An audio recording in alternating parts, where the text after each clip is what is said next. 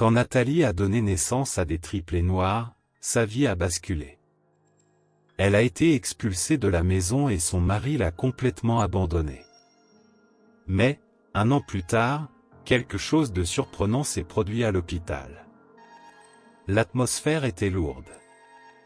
Marcus, encore sous le choc de la naissance des triplés, regardait les bébés avec incrédulité. Ils étaient noirs, alors que lui et Nathalie étaient blancs. Une rage aveugle s'empara de lui. « Comment as-tu pu, Nathalie » cria Marcus, sa voix tremblant de rage et de douleur. « Comment as-tu pu me trahir ainsi ?» Nathalie, épuisée et faible après l'accouchement, le regarda avec des larmes aux yeux sans comprendre. « Marcus, de quoi parles-tu ? Je ne t'ai jamais trahi, dit-elle désespérément. Ne me mens pas, regarde-les.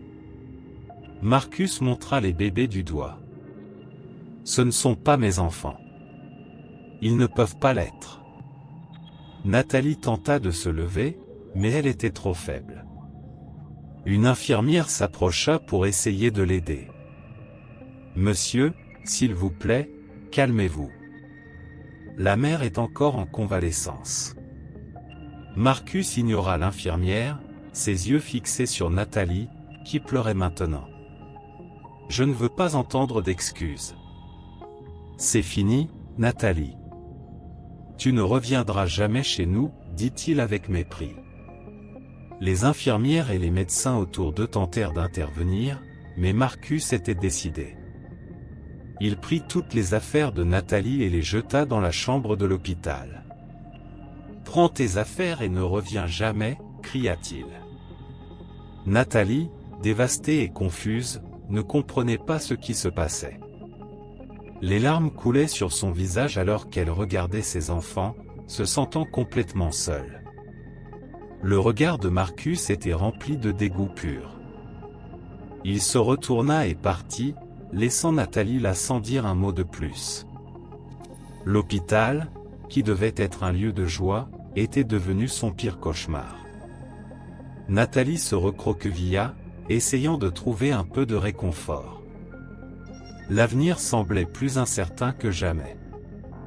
À l'hôpital, Nathalie était encore sous le choc de ce qui s'était passé. Elle se sentait perdue et seule. C'est alors que Joséphine, sa sœur, apparut. Elle avait toujours été le pilier de la famille depuis la mort de leurs parents, et en ce moment Nathalie avait plus que jamais besoin de ce soutien.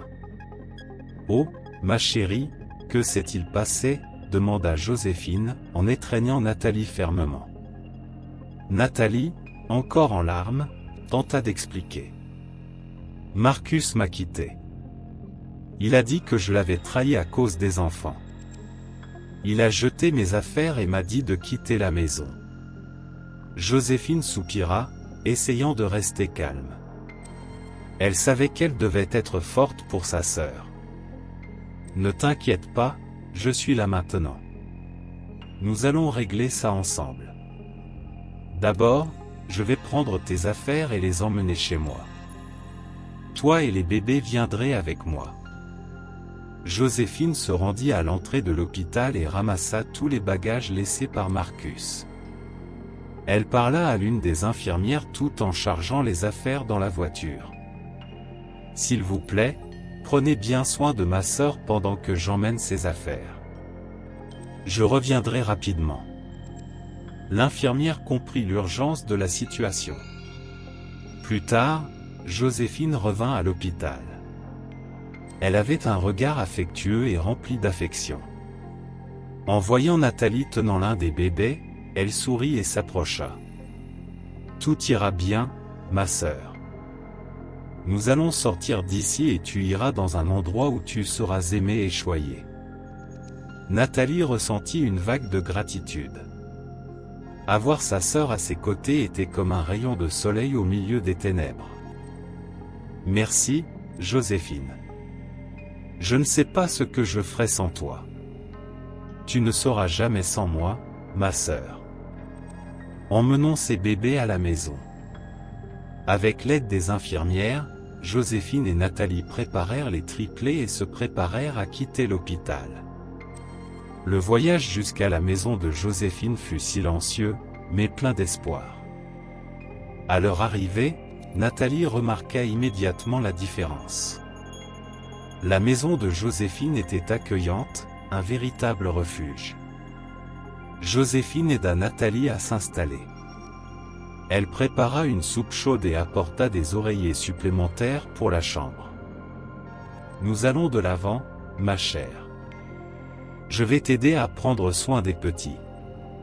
Tu dois juste te reposer et te remettre. » Nathalie ressentit une paix qu'elle n'avait pas ressentie depuis des jours.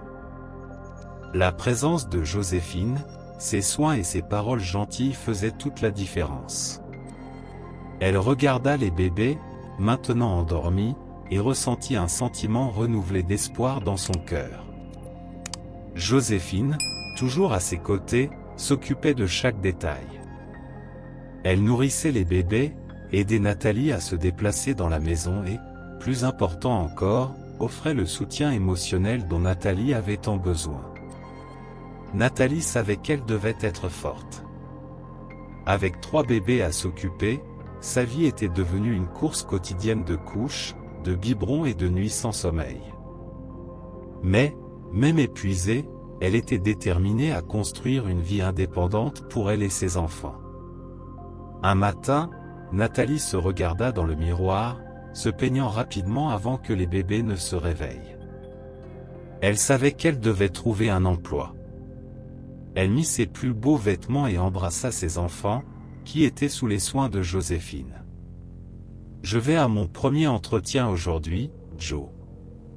Souhaite-moi bonne chance, dit Nathalie, essayant de cacher l'anxiété dans sa voix. Tu vas réussir, ma sœur. Tu es forte et capable, répondit Joséphine avec un sourire encourageant. Nathalie partit, ressentant un mélange de peur et d'espoir. Le premier entretien fut dans une petite boutique de vêtements. « Alors, avez-vous de l'expérience dans la vente ?» demanda le gérant, un homme d'âge moyen avec un regard sceptique. « Oui, j'ai travaillé dans une boutique similaire avant de me marier, » répondit Nathalie, essayant de paraître confiante. « Et vous avez 3 bébés, n'est-ce pas? Comment comptez-vous concilier travail et maternité ?» demanda-t-il, levant les sourcils. « Ma sœur va m'aider à m'occuper d'eux. Je suis prête à travailler à n'importe quel horaire, dit Nathalie, sa détermination brillant dans ses yeux. Après plusieurs entretiens infructueux, Nathalie trouva enfin une opportunité dans un supermarché, où elle devrait travailler de nuit. Elle rentra à la maison épuisée, mais avec un sourire sur le visage. « J'ai réussi, Joséphine. J'ai obtenu le poste, dit-elle, presque incrédule. Je savais que tu réussirais. Aujourd'hui, nous allons célébrer, dit Joséphine, en l'embrassant. Les jours suivants furent difficiles. Nathalie se levait tôt pour s'occuper des bébés, passait l'après-midi à aider Joséphine à la maison et travaillait la nuit. Pendant une de ces nuits de travail, elle rencontra d'autres mères qui travaillaient aussi de nuit pour subvenir aux besoins de leur famille. C'est difficile, mais on y arrive. Avec le temps, on s'adapte à la routine, dit Priscilla, une collègue de travail, pendant une pause.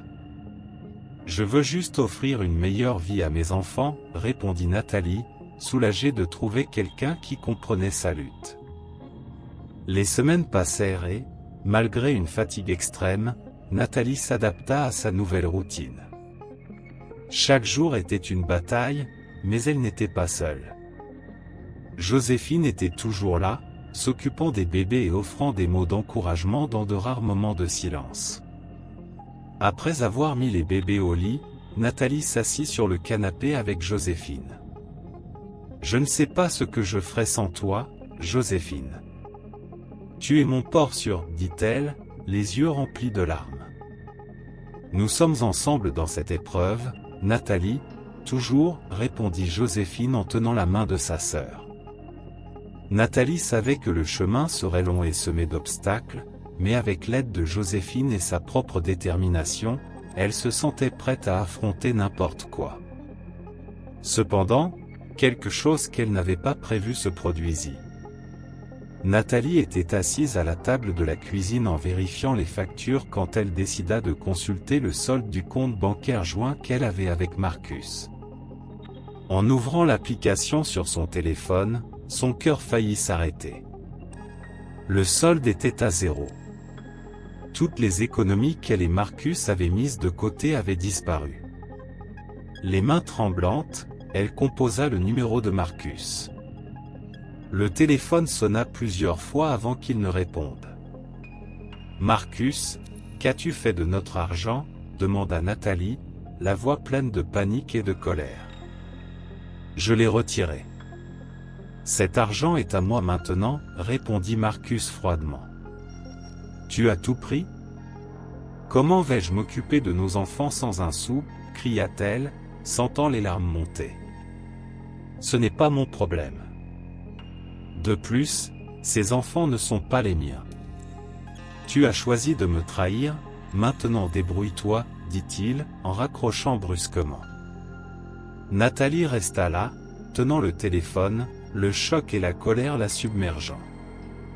Elle se leva et alla dans la salle où Joséphine jouait avec les triplés.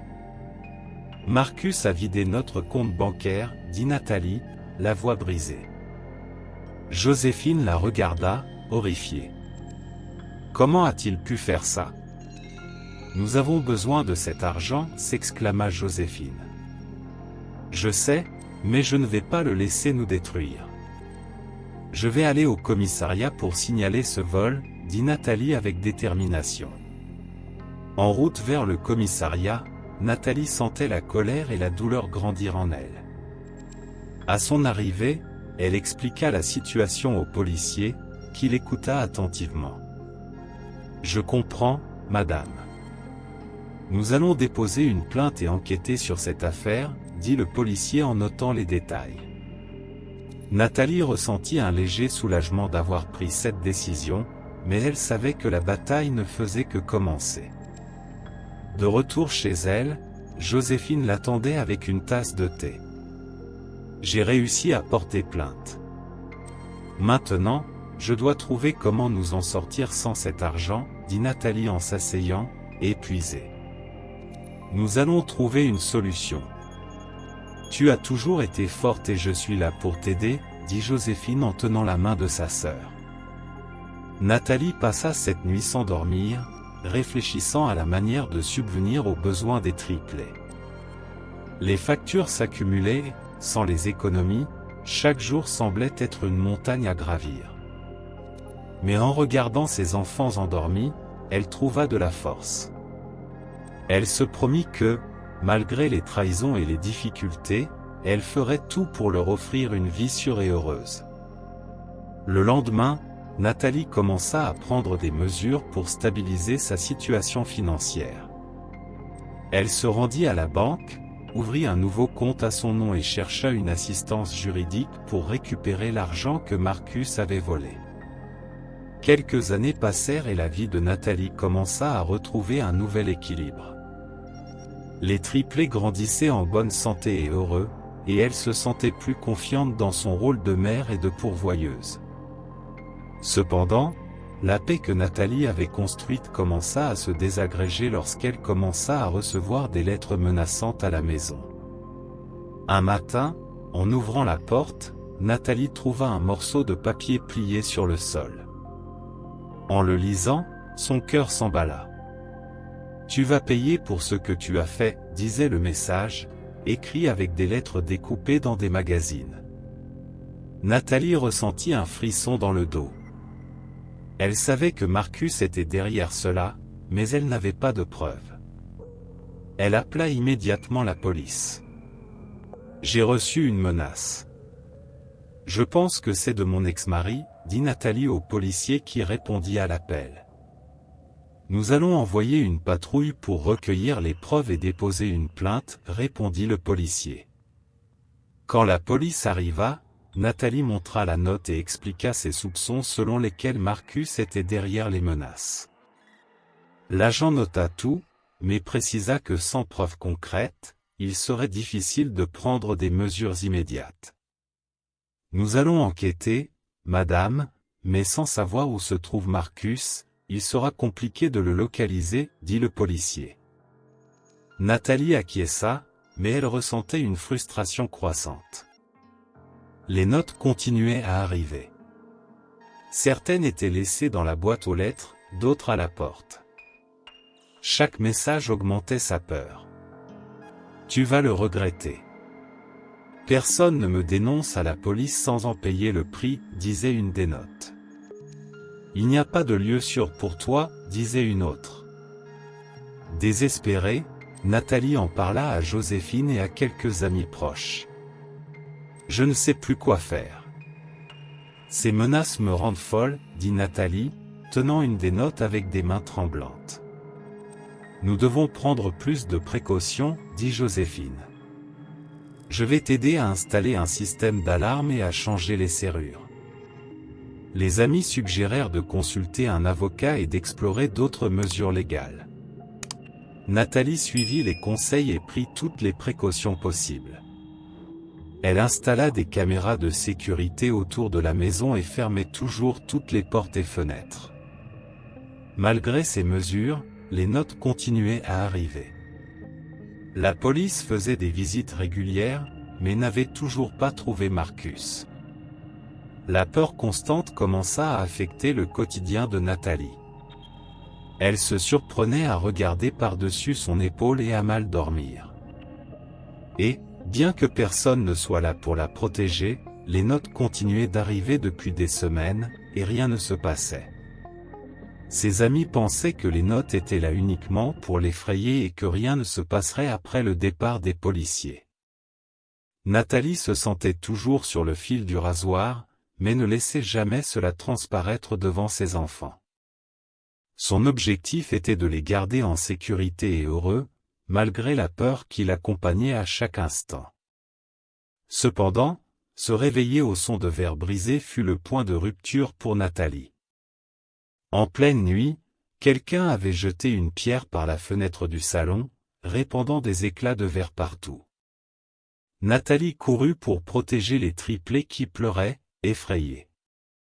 Joséphine était déjà au téléphone avec la police, essayant de garder son calme. Le lendemain matin, alors qu'elle essayait de nettoyer le désordre, Nathalie trouva une note près de la fenêtre brisée, « La prochaine pierre sera pour ta tête ». Cet incident fut la goutte d'eau qui fit déborder le vase, la sécurité de sa famille était en danger et Nathalie savait qu'elle devait prendre une décision radicale.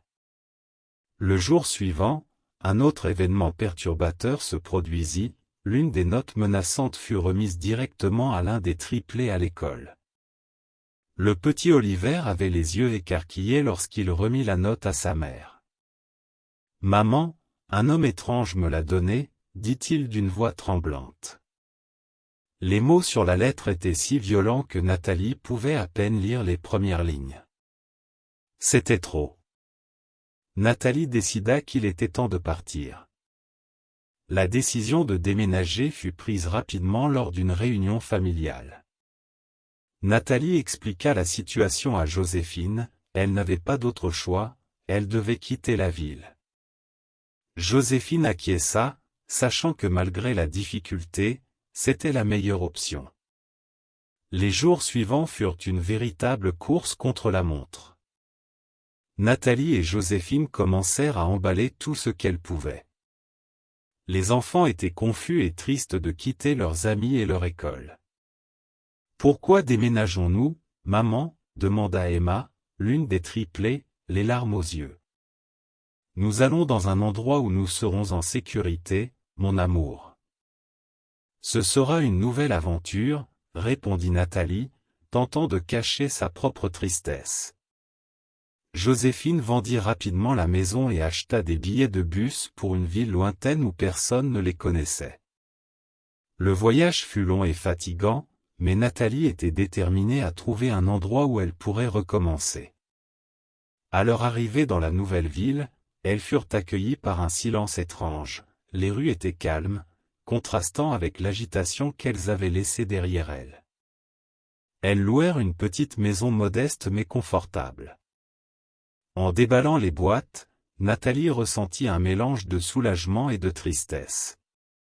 Elle regarda autour de la nouvelle maison, sentant le poids du changement. « Faisons de cet endroit notre foyer », dit-elle à Joséphine, qui acquiesça avec un sourire encourageant. Les premiers jours furent difficiles. Les enfants mirent du temps à s'adapter à la nouvelle école et ils étaient nostalgiques de leur ancienne maison. Nathalie dut relever le défi de trouver un nouvel emploi et de s'adapter au nouvel environnement, mais peu à peu, elles commencèrent à trouver leur rythme dans la nouvelle ville. Nathalie trouva un emploi d'assistante administrative dans une petite entreprise locale. Le salaire n'était pas élevé, mais la stabilité que ce travail lui offrait était exactement ce dont elle avait besoin pour reconstruire sa vie. Au bureau, elle se consacrait pleinement, faisant preuve d'une compétence remarquable dans chaque tâche qu'elle accomplissait. Sa efficacité et son dévouement attirèrent rapidement l'attention de ses collègues et de ses supérieurs. Au fil des mois, Nathalie se distingua encore davantage. Ses idées pour améliorer l'organisation et les processus au bureau furent remarquées, et ses efforts inlassables commencèrent à porter leurs fruits. Impressionné par son travail, le directeur de l'entreprise décida de la promouvoir au poste de coordinatrice administrative. Cette promotion non seulement augmenta son salaire, mais lui apporta aussi un sentiment d'accomplissement et de reconnaissance. La vie dans la nouvelle ville commença à se stabiliser. La maison, qui semblait étrange au début, était maintenant un foyer chaleureux. Les triplés s'adaptèrent à la nouvelle école et se firent de nouveaux amis, tandis que Nathalie ressentait un profond soulagement en voyant enfin que ses décisions portaient leurs fruits. Elle trouvait de la joie dans les petites victoires quotidiennes et de l'espoir pour l'avenir, sachant qu'avec sa promotion, elle avait une chance de construire une vie meilleure et plus sûre pour sa famille. C'était un après-midi ensoleillé et les triplés rayonnaient de bonheur lors de leur fête d'anniversaire. Amis et famille s'étaient réunis dans le jardin décoré de ballons colorés. Pendant que les enfants couraient et jouaient, Nathalie observait la scène avec un sourire, se sentant reconnaissante pour ce moment de bonheur après tant de difficultés. Soudain, la porte du jardin s'ouvrit et Marcus apparut, semblant épuisé et rempli de remords. Nathalie se figea en le voyant. Les murmures des conversations cessèrent et tous les regards se tournèrent vers lui. Il s'approcha lentement, les yeux fixés sur Nathalie. « Nathalie, j'ai besoin de te parler », dit-il d'une voix tremblante. Nathalie prit une profonde inspiration, ressentant un mélange de colère et d'anxiété. Elle acquiesça, conduisant Marcus vers un coin plus isolé du jardin, loin des regards curieux. « Que fais-tu ici, Marcus » demanda-t-elle, essayant de rester calme. « Je suis venu m'excuser » commença-t-il, hésitant. « Je sais que je ne mérite pas, mais je dois t'expliquer. » Nathalie croisa les bras, attendant. Marcus soupira profondément avant de poursuivre. « J'ai toujours su que les triplés étaient mes enfants. Ma mère avait eu une liaison avec un homme noir, ce qui explique génétiquement l'apparence de nos enfants. Bien que je paraisse blanc, je porte les gènes de mon père biologique, qui était noir. » Nathalie cligna des yeux, surprise par cette révélation. Marcus continua, sa voix emplie de regret, « J'ai utilisé cela comme excuse pour te quitter. J'ai été influencé par une femme que j'aimais à l'époque. Elle disait qu'avec l'argent que nous économisions, nous pourrions être heureux ailleurs. J'ai été lâche quand j'ai vidé le compte et quand je t'ai laissé. Je n'ai pas réalisé à quel point je détruisais nos vies. » Nathalie sentit un nœud dans sa gorge, mais resta ferme. « Tu as détruit notre famille, Marcus. Tu m'as détruite. J'ai dû tout reconstruire seul. Je ne te laisserai pas revenir et perturber nos vies à nouveau. Marcus la regarda, désespéré. « S'il te plaît, Nathalie, j'ai changé. Je veux faire partie de la vie de nos enfants. Je veux réparer les choses. » Nathalie secoua la tête, sentant une force grandir en elle. « Non, Marcus. Tu as fait ton choix. Moi et mes enfants sommes enfin en sécurité et heureux. Je ne vais pas risquer cela pour rien. Tu devras assumer les conséquences de tes actes. » À ce moment-là, la police, que Joséphine avait appelée dès qu'elle avait vu Marcus apparaître, arriva. Les agents s'approchèrent et arrêtèrent Marcus, qui ne résista pas. Il regarda Nathalie une dernière fois, les yeux remplis de tristesse et de regret, avant d'être emmené. « S'il te plaît, Nathalie, je t'aime et je t'ai toujours aimé.